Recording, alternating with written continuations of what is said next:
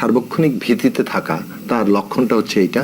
এবং রাজনৈতিক দল হিসেবে রাজনীতিতে আর নাই, এটা হচ্ছে একটা মানে কি বলে যে রাজনীতি দিয়ে মোকাবেলা করার চাইতে পেশি শক্তি দিয়ে মোকাবেলার যে জায়গা সেটা তারা করেছেন। একদিন আইন শৃঙ্খলা বাহিনী পুরো রাষ্ট্রযন্ত্রকে ব্যবহার করেছেন এবং এটা করতে গিয়ে পুরো রাষ্ট্রটার কি ভয়ঙ্কর পরিণতি নিয়ে এসছেন।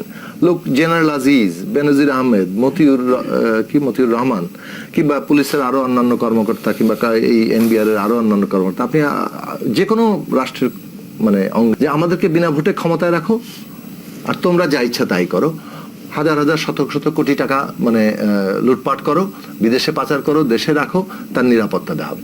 এইভাবে ন্যাক্কারজনক ভাবে একটা রাষ্ট্রকে কিভাবে ব্যবহার করা হয়েছে এবং রাষ্ট্রের কর্তা ব্যক্তিরা কি ভয়ঙ্কর ভাবে তার সুবিধা নিয়েছেন, সেই সবই আওয়ামী লীগের সৃষ্টি, এই সরকারের সৃষ্টি।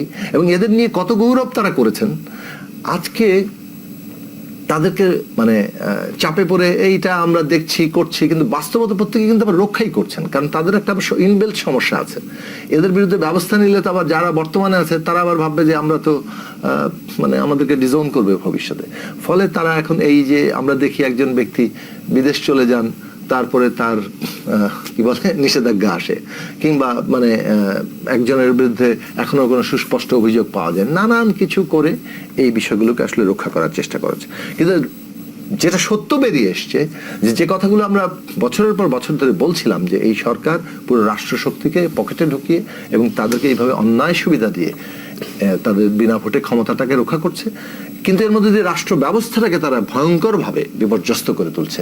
কারণ এইরকমই যদি রাষ্ট্রের কর্তা ব্যক্তিদের চেহারা হয়, আজকে চিন্তা করে দেখুন কি পরিস্থিতি বাংলাদেশে কোন প্রতিষ্ঠানের উপর মানুষ ভরসা করবে।